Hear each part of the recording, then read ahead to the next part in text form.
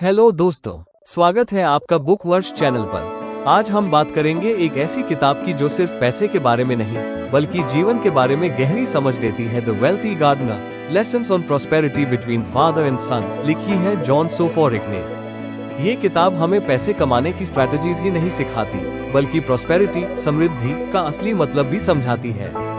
लेखक ने इसे एक गार्डनर की कहानी के माध्यम से लिखा है जो अपने बेटे को जीवन और धन के सबक सिखाता है। लेसन 1, पर्पसफुल लिविंग, जीवन में उद्देश्य होना जरूरी है। किताब का पहला बड़ा सबक है, पैसा कमाना सिर्फ मकसद नहीं होना चाहिए बल्कि मीनिंगफुल लाइफ जीना असली मकसद है। एग्जाम्पल, मान लीजिए आपके पास बहुत पैसा है लेकिन आप अपने परिवार, स्वास्थ्य या रिश्तों के लिए समय नहीं निकाल पाते, तो ये वेल्थ अधूरी है। इसलिए लेखक कहते हैं अपने जीवन का एक पर्पस तय करें और अपनी फाइनेंशियल प्लानिंग उसी के हिसाब से बनाएं।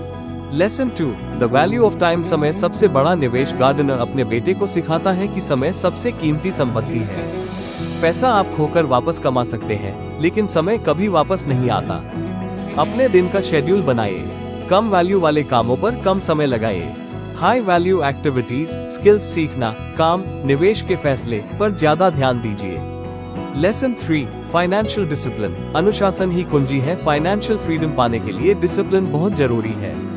एग्जाम्पल, अगर आप हर महीने अपनी इनकम का 20-30% बचाकर निवेश करते हैं तो कंपाउंडिंग की ताकत से 10-15 साल में आप एक मजबूत कॉर्पस बना सकते हैं। किताब कहती है छोटे छोटे कंसिस्टेंट कदम लॉन्ग टर्म में बड़ा अंतर लाते हैं। लेसन 4, अवॉइडिंग डेट, कर्ज से बचना। गार्डनर अपने बेटे को सिखाता है कि कर्ज, खासकर कंज्यूमर लोन, फाइनेंशियल स्लेवरी है।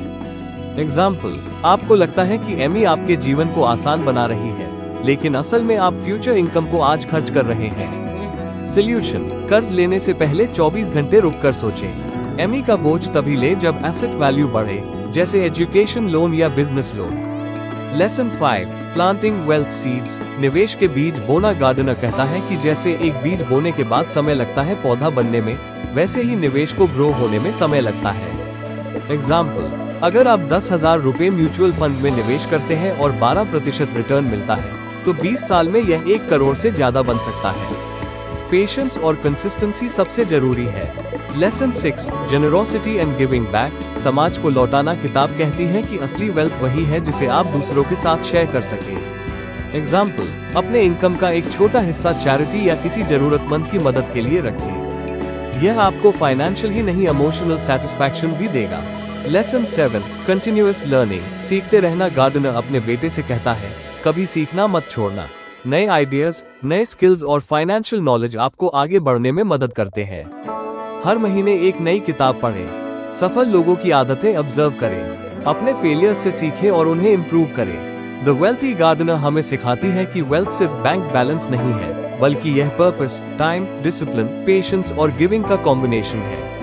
अगर आप इन प्रिंसिपल्स को फॉलो करेंगे तो आप न सिर्फ फाइनेंशियल इंडिपेंडेंस पाएंगे बल्कि एक मीनिंगफुल और संतुलित जीवन भी जी पाएंगे। सो दोस्तों, अगर यह वीडियो आपको पसंद आया हो तो इसे लाइक, शेयर और सब्सक्राइब जरूर करें और कमेंट में लिखें आपको इस किताब का कौन सा लेसन सबसे ज्यादा पावरफुल लगा।